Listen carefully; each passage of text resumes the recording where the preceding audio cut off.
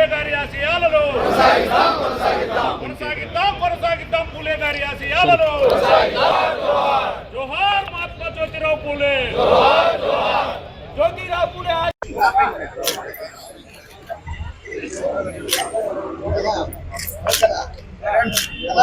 జయంతి దినోత్సవం భాగంగా అందరికీ శుభాకాంక్షలు తెలియజేస్తున్నాం. మొట్టమొదటిగా ఆయన అప్పట్లో ఎడ్యుకేషన్ మీద చాలా దృష్టి పెట్టారు.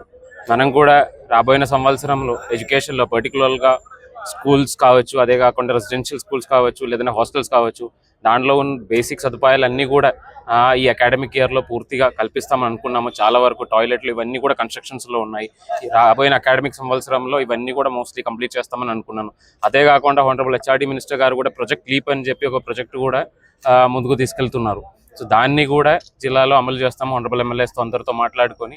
సో అందరికీ రిక్వెస్ట్ ఏంటంటే ఎడ్యుకేషన్ ఆయన అప్పుడులో ఆల్మోస్ట్ ఒక 200 సంవత్సరం ముందు నుంచి ఎడ్యుకేషన్ మీద చాలా కృషి చేస్తాము. మనం ఎప్పుడైనా ముందుకు వెళ్ళాలంటే ఎడ్యుకేషన్ మీద ఫోకస్ పెట్టాలి. కాబట్టి అందరితో కలిసి ఎవరైతే మన హాస్టల్స్ కానీ స్కూల్స్లో వెళ్ళిన పిల్లలు కూడా ఎటువంటి ఇబ్బంది లేకుండా రాబోయే సంవత్సరం ముందుకు తీసుకెళ్తామని కోరుకు మళ్ళీ ఒకసారి ప్రతి ఒక్కరికి శుభాకాంక్షలు.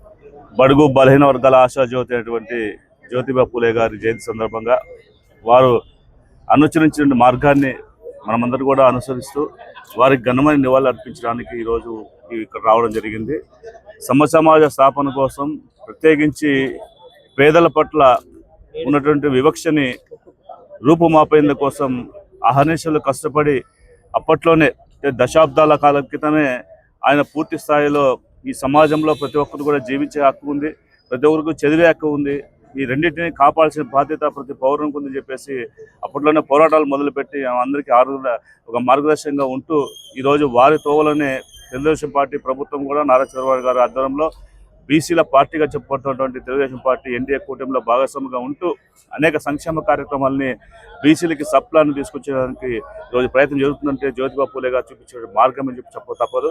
అందరూ కూడా ప్రతి ఒక్క బీసీల యొక్క ఆత్మరక్షణ కోసం, అదేవిధంగా బీసీలకు సంబంధించినటువంటి అనేక సంక్షేమ కార్యక్రమాలని మెరుగుపరచడానికి తెలుగుదేశం పార్టీ అహర్నిశలు కష్టపడుతున్న విషయాన్ని ఈ సందర్భంగా గుర్తు చేసుకుంటూ జ్యోతిబా పూలే గారి జయంతి సందర్భంగా ప్రతి ఒక్క బీసీ కుటుంబ సభ్యులకి ఈరోజు శుభాకాంక్షలు తెలియజేసుకుంటూ అందరూ కూడా వారు చూపించిన మార్గంలో మనమందరూ నడుస్తూ పార్టీలకు అతీతంగా ఈరోజు ప్రతి బీసీలు కూడా ఇక్కడ విచ్చేసి మరి ఈ కార్యక్రమానికి విచ్చేసిన గౌరవ కలెక్టర్ గారికి, పార్లమెంట్ సభ్యులకు, బడుగు బలహీన వర్గాల ఆశాజ్యోతి, భారత సామాజిక విప్లవ పితామహుడు జ్యోతిరావు పూలే స్ఫూర్తి మన బాధ్యత. జ్యోతిరావు పూలే అంటే పేరు కాదు, అది కేవలం అదొక ఉద్యమ స్ఫూర్తి. ఆయన అడుగుజాడల్లోనే మరి తెలుగుదేశం కానీ, గౌరవ మరి మాన్య కీర్తిశేషులైన ఎన్టీ రామారావు గారు కానీ, చంద్రబాబు నాయుడు గారు, లోకేష్ బాబు గారు జ్యోతి పూలే గారు ఒక ఆశయాల్ని, ఏదైతే విద్య ఉంటే సమాజంలో అన్ని రంగాలు బాగుపడతామనే ఆలోచనతోనే ఈరోజు మన యువ నాయకులు లోకేష్ గారు కూడా విదేశ విద్య జ్యోతిరావు పూలే కార్యక్రమం కింద ఈరోజు బడుగు బలహీన వర్గాల పిల్లలకు, అట్టడుగు వర్గాల పిల్లలకు చదువు చెప్పాలనే ఆలోచనతో ఈరోజు ఆ కార్యక్రమం కూడా శ్రీకారం చుట్టారు.